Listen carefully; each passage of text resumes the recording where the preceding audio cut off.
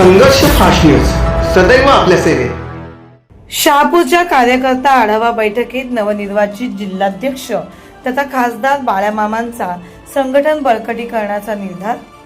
Rashtrawadi Congress party Sharadchandra Pawar पक्षाच्या वतीने शहापूर येथे आयोजित तालुका कार्यकर्ता आढावा बैठकीस भिवंडी लोकसभेचे खासदार तथा ठाणे ग्रामीणचे नवनिर्वाचित जिल्हाध्यक्ष सुरेश बाळामामा म्हात्रे साहेब यांनी उपस्थित राहून पदाधिकारी, कार्यकर्ते आणि सहकाऱ्यांशी मन मोकळा संवाद साधला।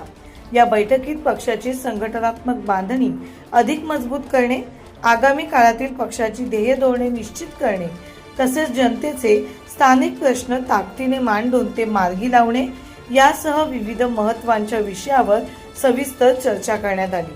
ठाणे ग्रामीण जिल्हाध्यक्ष पदाची महत्त्वपूर्ण जबाबदारी सोपवून पक्षश्रेष्ठींनी आपल्यावर दाखवलेला विश्वास हा अधिक जोमाने काम करण्याची प्रेरणा देणारा असल्याचे बाळामामांनी यावेळी सांगितले। तसेच शहापूर येथील बैठकीला मोठ्या संख्येने उपस्थित राहून भक्कम पाठिंबा दर्शवणाऱ्या सर्व निष्ठावंत पदाधिकारी, कार्यकर्ते आणि सहकाऱ्यांचे त्यांनी मनापासून आभार व्यक्त केले।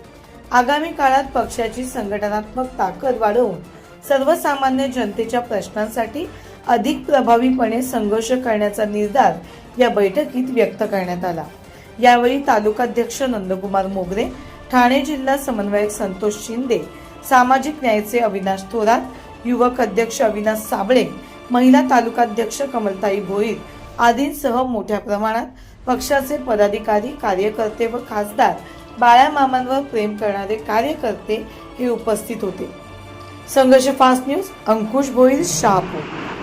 खास करून येणाऱ्या जिल्हा परिषद पंचायत समिती निवडणुकीसाठी ही माझ्यावर जबाबदारी आहे। या निवडणुकीत आपण सगळे जर चांगलं यश करू शकलो तर तुमच्या आमच्या सगळ्यांसाठी आणि आदरणीय शरदचंद्रजी पवार साहेब ज्यांनी नियुक्ती दिली त्यांच्यासाठी समाधानाची बाब असेल।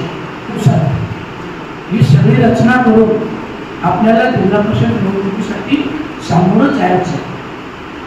महाविकास आघाडीच्या माध्यमातून तयारी करायची आणि महाविकास आघाडी शिवाय सुद्धा मग दोन्ही तयारी आपण करून ठेवायची। पण आपलं पहिलं प्राधान्य आहे की आपण महाविकास आघाडी सोबतच करणार आहोत कुठल्याही वर्षी। परंतु सगळ्या जिल्हा परिषद गटात आपली तयारी असली पाहिजे।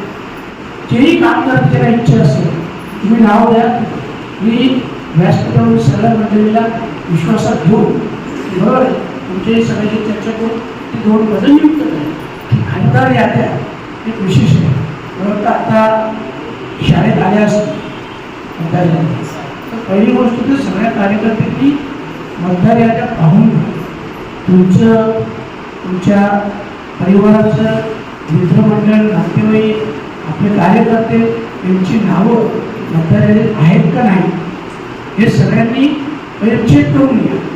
ही खूप महत्त्वाची गोष्ट आहे कारण एकदा नाव आलं त्याला खूप मोठी प्रोसिजर होईल आणि म्हणून ते आता चेक करून घ्या आणि जे पेरोची पद्धत आहे तुम्ही ती नावं द्या।